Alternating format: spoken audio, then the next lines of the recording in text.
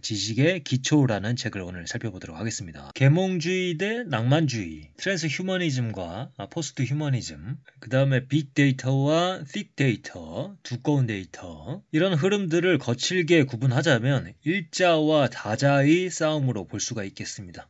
이 책에서는 동일한 것, 변하지 않는 것, 균일한 것을 표현할 때 아페틱이라는 말을 사용하고, 동일성으로 환원되지 않는 것, 고유한 것, 차이 등을 표현할 때 패틱이라는 말을 사용합니다. 오늘 소개하는 이 지식의 기초라는 책을 관통하고 있는 주제가 바로 이 일자와 다자의 싸움입니다. 철학을 공부하신 분들에게는 어느 정도 익숙한 내용일 텐데요. 이 책에서는 특히 수를 중심에 놓고 일자와 다자의 대결 역사를 훑고 있습니다. 먼저 이 책의 저자들을 잠깐 소개하고 가자면, 데이비드 니런버그는 예일대 학사, 프린스턴 대학교에서 역사학과 석사 및 박사학위를 받았고, 현 시카고 대학교 신학대학원 학장이고 역사학과 교수입니다. 프린스턴 고등연구소의 이사이자 레온 레비 교수로 임명이 되었습니다. 그 다음에 그의 아버지인 리카도 니런버그는 수학자이고요. 수학자이면서도 문학 저널을 설립하고 편집자로 활약한 점을 고려할 때 문학 철학에 대한 공부도 많이 되어 있으신 분 같습니다. 그래서 이 아들 데이비드 니런버그도 아버지의 영향으로 다양한 학문적 관점에서 주제를 고찰하는 방법을 배웠다고 합니다. 확실성을 향한 욕망은 한 지식 영역에서 잘 작동하는 동일성이라는 가르침, 방법, 과학을 확장해 다른 영역에도 적용하도록 인도할 수 있는데, 이런 동일성의 확장은 종종 부적절하며 가끔은 재앙을 낳기도 한다.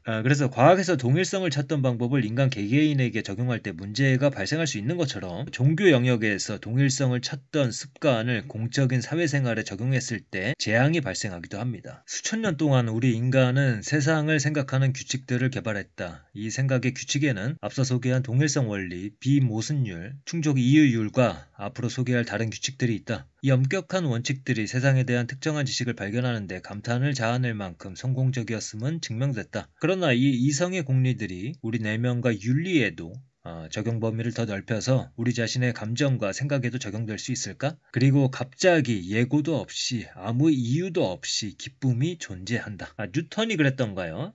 주식 투자와 관련해서 천체의 움직임은 계산할 수 있지만 인간의 광기는 계산하지 못한다. 뭐 이런 말을 했다고 하는데요. 세상 만사가 공식대로 흘러가면 사실 모든 직업군을 다 과학자들로 채우면 될 것입니다. 물론 동일성에 기반한 과학적 사고방식은 많은 분야에서 굉장히 유용하지만 모든 분야에 매사에 잘 작동하는 것은 아닙니다. 따지고 보면 과학적 사고방식도 모두 다 동일성에 기반하지는 않습니다. 예전에 소개한 바 있지만 실증주의 과학과는 좀 더 동일성과 확실성에 기반하는 과학관이라면, 협약주의는 좀 더 다자적인 관점에 기반하고 있습니다. 세계를 설명하는 이런 이론들의 일반적인 가정과 다르게 인간 주체의 내면에 일관성이 없다면 우리는 이 문제를 확실하게 알고 싶어야 할 것이다. 최소한 이런 이론들이 전쟁부터 복지체제에 이르는 모든 종류의 정책들을 형성하기 때문이다. 1차, 2차 세계대전을 겪은 유럽에서는 동일성에 기반하는 일자를 지향하는 사고방식이 유럽을 전쟁으로 몰고 갔다는 반성이 지배적이었습니다. 일자냐 다자냐의 사고방식, 크게 보면 문화의 일부분이죠. 인간의 문화가 생물학적 토대와 더불어 인간의 역사를 추동한다. 단순히 탁상 공론이 아니라는 이야기입니다. 사실 최고의 수학적 모델들이 보여주는 놀라운 예측력은 수학적 추상력에서 나오며, 이상화하고 단순화하는 능력, 사물들을 생략하는 능력에서 나온다. 그렇다면 안전하게 생략할 수 있는 것은 무엇이고 생략할 수 없는 것은 무엇일까? 이 질문은 과학자들이 직면하는 가장 어려운 질문 중에 하나이다. 아까 말씀드린 빅데이터와 두꺼운 데이터의 대립에서 이 두꺼운 데이터에 속하는 것들, 오랫동안 같이 있어야지 알 수 있는 어떤 연구 대상의 문화와 역사를 통해서 고유하게 형성된 습성, 기호, 행동들, 이런 부분들까지 나중에는 정량화할 수 있을까요? 개념적으로는 모든 추상화에는 구체성이 빠져나갈 수밖에 없는 것 같습니다. 모든 것을 다 포함하자면 추상화를 할 수 없고, 모든 정보를 다 추상화할 수 있다면 모든 사물이 동일하다는 것을 전제해야 할 텐데 그건 말이 안 되죠. 추상화에서 빠져나가는 것들은 소수이고 그래서 의미가 없는 것 아니냐 할 수도 있겠지만, 그런 건 전체주의라고 쉽게 비판도 가능하지만, 또 효용성의 측면에서도 이 시간의 흐름 속에서 소수가 나중에는 다수가 되기도 하죠. 신문에 대문짝만하게 난 기사는 소용이 없다. 모퉁이 기사에서 투자 아이디어를 얻는다 했던 유럽의 앙드레 코스톨라니가 떠오릅니다. 모든 인간 지식 분야의 열쇠는 사물을 조약돌 혹은 조약돌 더미처럼 어느 정도 아페틱하게 다루는 것이다. 그렇게 해야 사물들을 동일성 원리, 논리, 수학이라는 프로크루스테스의 침대에 맞게 축소할 수 있다. 이런 양자택일과는 철저히 반대로 푸른 호랑이와 논리를 함께 포괄하기를 원한다. 우리는 꿈, 시뿐만 아니라 과학에서도 배우기를 원한다. 저자의 입장은 아페틱한 것과 패틱한 것 둘 중에 하나를 선택하자는 것이 아닙니다. 그러나 세상의 흐름은 아페틱한 것을 강조하기에 사실 학문이라는 것이 대부분 어느 정도 아페틱한 측면이 있기에 여기에 균형을 잡아주려면 상대적으로 패틱한 것을 강조해야 할 것입니다. 어쨌든 저자가 주목하는 것은 아페틱한 것과 패틱한 것은 경우마다 어떤 것을 써야 할지 다르고 그것의 선택은 인간에게 달려있다는 것을 이야기하고 있습니다.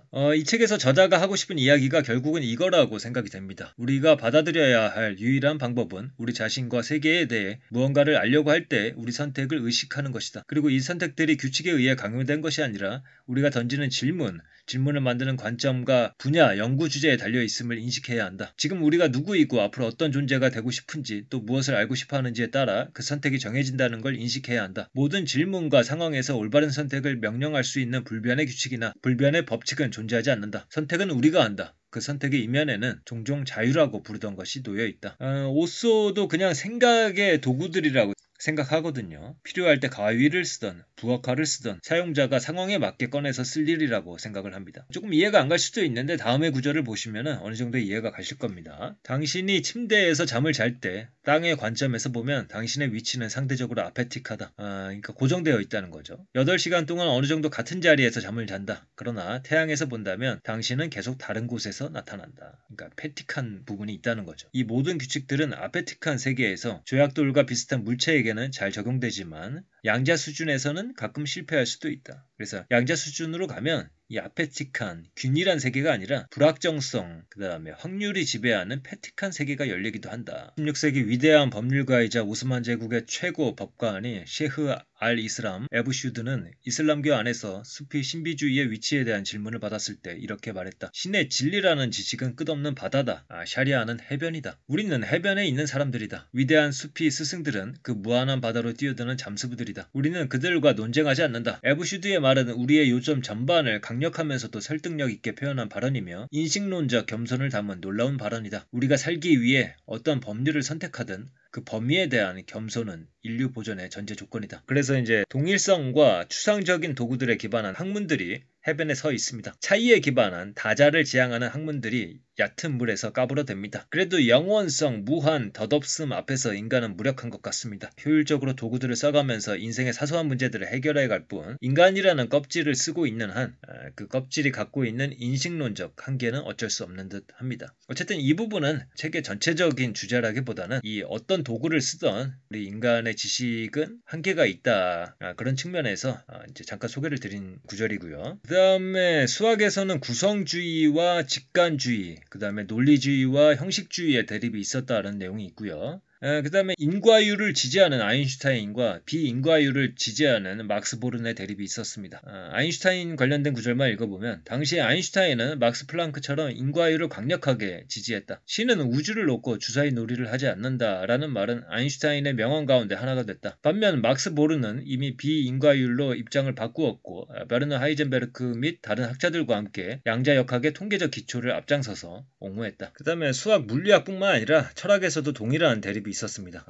이 후자를 강조하는 철학자의 하나로 하이데거를 소개를 하고 있습니다. 하이데거는 종종 논리학과 수학을 공격했다. 수학과 논리학은 존재에 대한 어떤 지식의 기초도 제공할 수 없고 오히려 존재에 대한 지식으로 가는 길을 가로막는다는 것이었다. 하이데거에게 문제는 수학과 이성이 우리가 존재의 작은 일부에만 접근을 허용한다는 게 아니다. 수학과 이성이 능동적으로 나머지 모든 것, 즉 세계 내 존재에서 가장 중요한 모든 것에 접근하는 길을 가로막는다는 게 더 큰 문제다. 그래서 누차 말씀드리지만 저자의 관점은 이 양쪽을 다 인정하는 것입니다. 이성을 추방시키는 것을 용납하지 않습니다. 그래서 이 하이데거도 독단에 빠졌다고 설명을 하고 있습니다. 그래서 하이데거와 같은 이 독일 철학자죠. 마르크스 가브리엘, 왜 세계는 존재하지 않는가, 리하르트 다비트 프레이트의 인공지능의 시대 인생의 의미, 그 다음에 독일에서 또 활약하시는 한병철 교수님의 서사의 위기, 이런 책들이 다 같은 계열의 이야기라고 저는 생각을 하고 있습니다. 과학적 세계관만이 있는 것이 아니다. 그리고 이성의 역할만 있는 것이 아니라 감성의 역할도 있다. 그래서 이 과학적 사고관, 논리 이론의 획일적인 적용,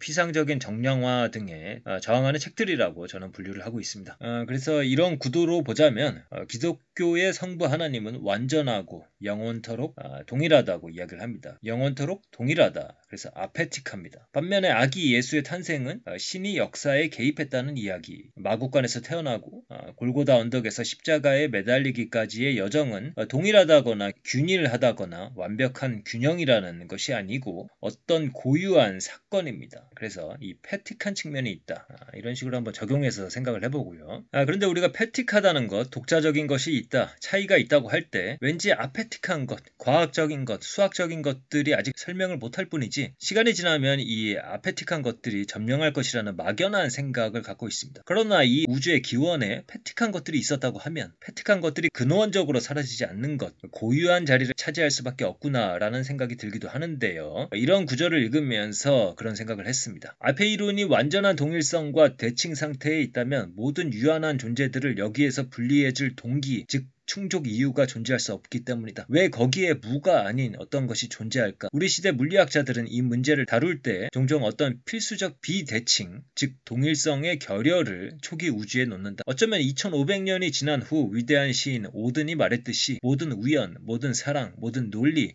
당신과 나는 불합리라는 은총 덕분에 존재한다. 말하자면 태초에 비합리성이 존재하였다. 그래야 완벽한 균형, 동질성을 뚫고 세계가 태어날 수 있었을 것이니. 프랑스 시인 폴 발레리의 산문시입니다. 30시간이 넘게 나와 이야기를 나눈 후 마침내 현자가 나에게 말했고 사람이 알 필요가 있는 모든 것을 나에게 가르쳤다. 나는 너를 위한 가르침을 요약할 것이다. 그 가르침은 두 가지 규칙으로 구성된다. 모든 다른 것은 같다.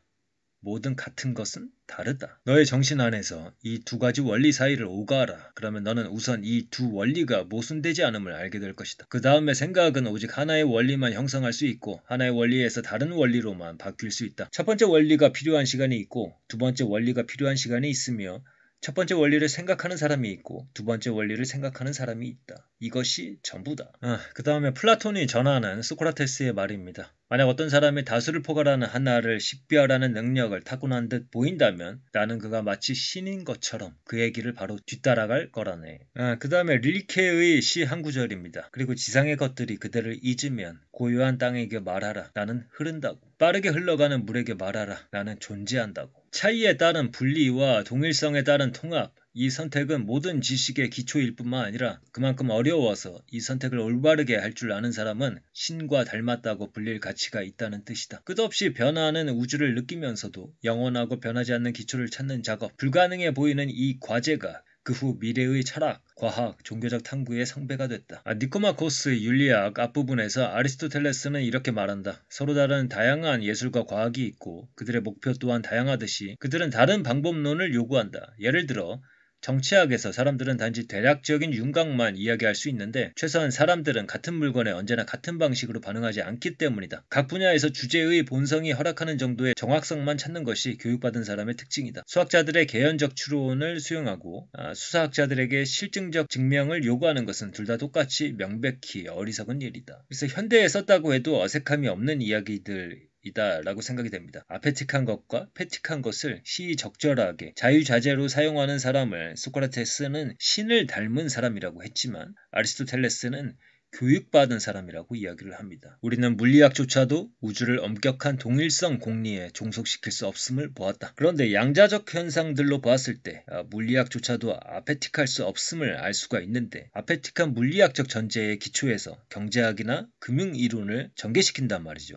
수학으로 추상화시킬 수 있기 때문에 이론화하기도 좋고 검증하기도 좋고 적용하기도 편한 면이 있는데 여기에 대항하는 패틱 진영에서는 인간의 감성, 욕망을 끌고 와서 행동경제학을 내세우거나 시간, 역사, 진화를 끌고 와서 진화경제학을 내세우기도 합니다. 물론 엄밀하게 보자면 책에서도 설명하고 있지만 행동주의 경제학은 아페틱한 진영에 속할 수도 있겠습니다. 합리적인 분석을 인간 내면에게까지 적용시킨다는 그런 측면에서 보자면 말이죠. 그래서 이 책의 내용은 굉장히 풍부합니다. 하나의 챕터만 제대로 다뤄도 영상 하나가 나올 정도입니다. 그래서 오늘은 아주 일부만 대략적으로 설명했다고 보시면 되겠고요. 이 책에서 설명하는 수학과 물리학 관련된 부분들은 전체를 다 이해할 수는 없었지만 책의 주요한 주장은 큰 맥락에서는 이해하는 데는 무리가 없었습니다. 특히 존재와 생성, 동일자와 다자와 관련하여 소개한 시인들의 작품들이 개인적으로는 인상 깊었습니다.